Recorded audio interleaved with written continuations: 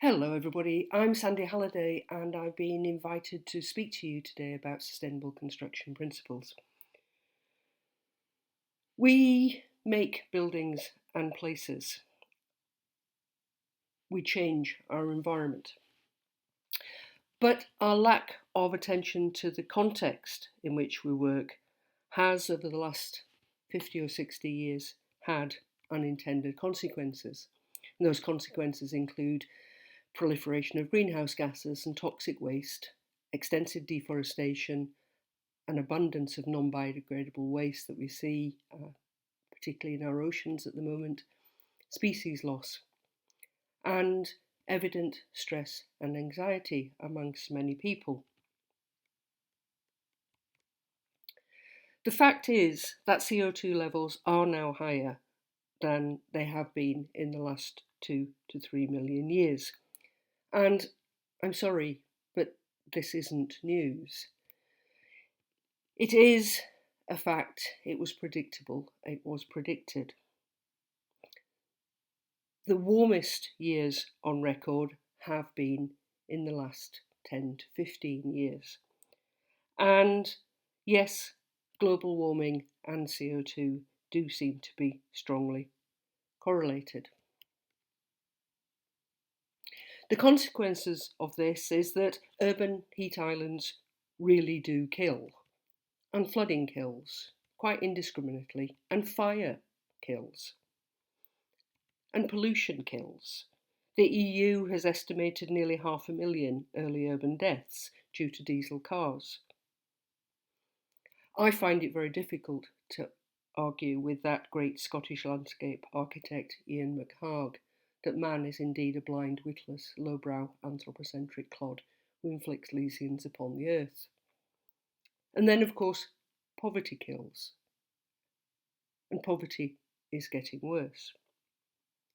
Bees are dying at an astonishing rate, and yet we rely on them. There's evidence that fertility is falling, that the earth actually is indeed fighting back. And there is a pandemic of anxiety, particularly amongst the young. And that is, in all likelihood, because the status quo is not okay. So, the biggest change that I have observed recently has been the awareness that as people and design and building professionals, we do not simply shape our environment. Our relationship with the environment is symbiotic. Our environment also shapes us. If we kill the thing that helps us eat, we will die. Rachel Carson referred to this as a war against nature, as inevitably a war against ourselves. The climate numbers that I've already shown are not too different from these. But I read this in my Building Biology in Colour Volume 5 in the 1970s when I looked like this. It's a long time ago. I didn't go on climate strike because it was 50 years ago and I thought we were going to solve it. I trained as an engineer, but I quickly found out that discussing renewable energy, shelter, and the future of food was deemed radical, and that designing like you gave a damn about people or the environment was in fact a specialist activity, not one that was expected as part of your professionalism. All of my university cohort were unemployable in 1985.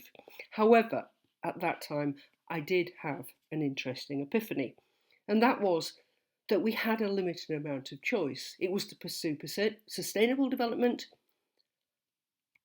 unsustainable development, or no development at all.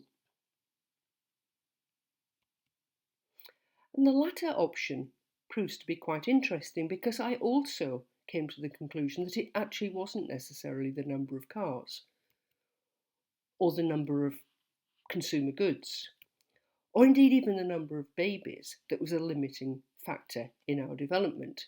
It was actually the primary resource that each of these uses and the waste that they produce, because one car isn't the same as another car. We can create better cars. One baby isn't the same as another baby.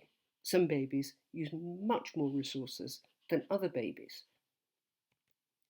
And it's also the extent to which the waste that they produce from all of this production and consumption is actually recycled and used as a primary resource.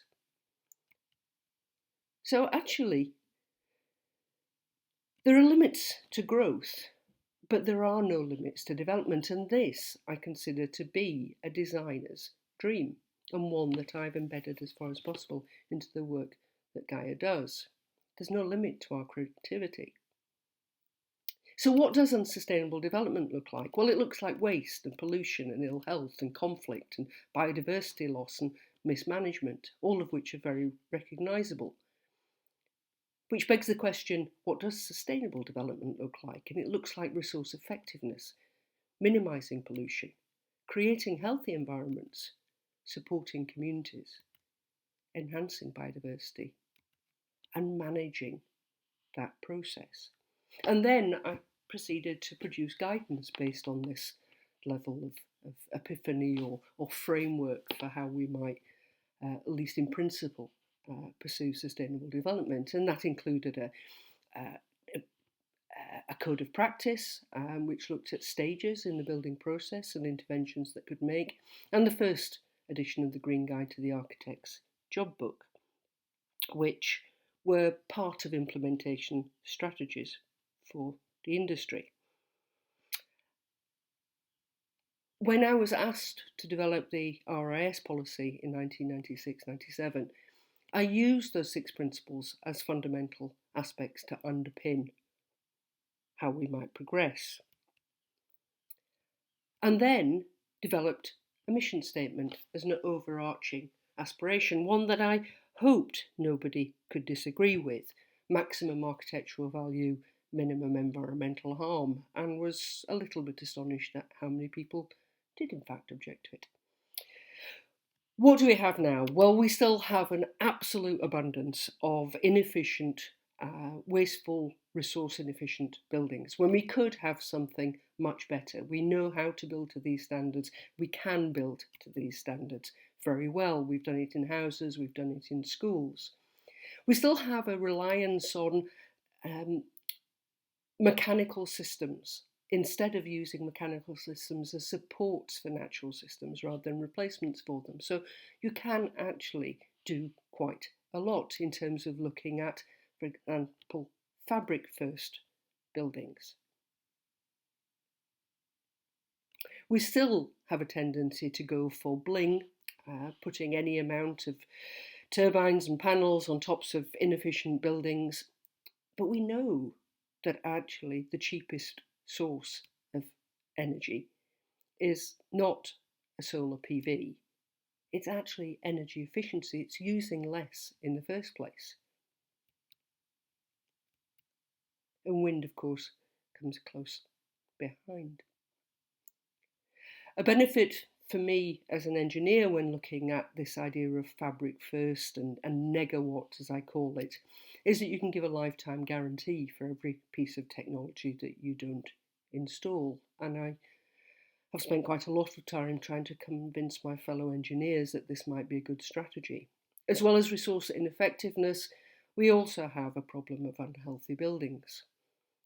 Massive amounts brought to the attention quite recently, of course, but well known to many of us in Scotland has been a fundamental problem over many decades. It need not be the case. We can build energy efficient housing to Standard Housing Association grant rates. It's possible.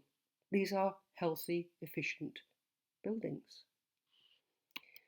We use a massive amount of materials which have been mechanically and chemically transformed. They have lots of embodied energy and they are not biodegradable, and they are simply transferring a liability onto the future, whether that's in terms of actual physical waste or the toxic chemicals in this paint, which will end up in the lungs of the children using it. We know that everything must go somewhere. So we could start when designing by thinking, where has it come from and where will it go? Because we know there are alternatives to all of these unhealthy, toxic products. There are always good alternatives, and there's good guidance. CEDA has written guidance on toxic chemical reduction to promote healthy internal environments and minimise future liabilities. There are plenty of fabric first buildings. There's plenty of guidance on how to develop places and materials that fit into the idea of a circular economy. We can build buildings completely 100% from recycled materials, like this microbrewery in Japan. There are systems in many countries for actually accessing these materials, waste materials arising online, in order to be able to create new buildings, exciting new buildings with them. And of course, we can use natural materials. We can use reed, we can use hemp, we can use clay, we can use earth. And again, there are plenty of examples. We can use our existing buildings much better. We don't have to take down so many buildings. We can be really creative.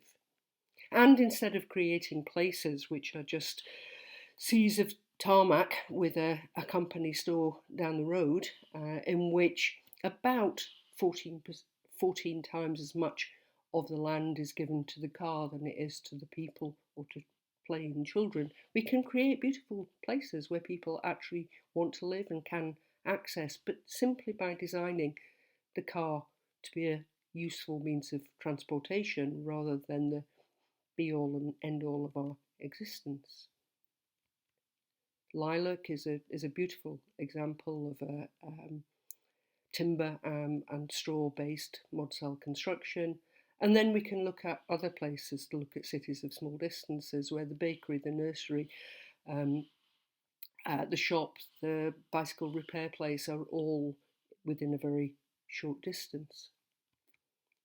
And take it to designing places which are actually based on one planet living, which is ultimately what our responsibility is. Unfortunately, we're currently using 3 planets, and many countries are using many more than that. And the development, of course, in recent years has to move from the aspirations of Greta to simply putting Teslas in space and lecturing about it. I haven't even touched on the innovations which are potential in energy, in materials, such as these mushroom buildings, or other materials generated which will be biodegradable and produced from waste. You can see a lot of that in sustainable construction. I believe that buildings and their components are basic needs which should be socially responsible products able to contribute to our physical, psychological, cultural and economic well-being. And we should remember that if we kill the thing that helps us eat, we will die. Thanks very much for your attention.